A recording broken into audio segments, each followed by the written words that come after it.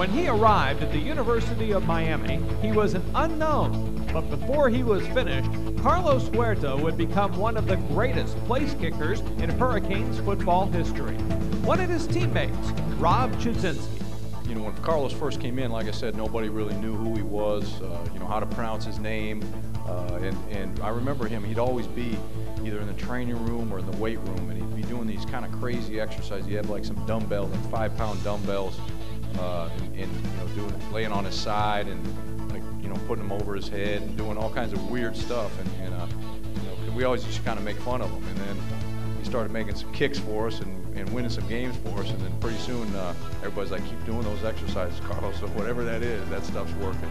Huerta kicked an NCAA record 141 consecutive extra points. He still holds Miami records for extra points, field goals, and points scored.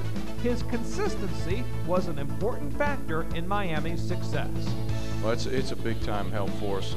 Like I said, we knew once we got about inside the 30, 40-yard line that we had points, and that's a big thing for an offense. I know as a coach, that's a big thing to have in the back of your mind, and we had all the confidence in the world with Carlos. One of Huerta's biggest kicks wasn't his longest.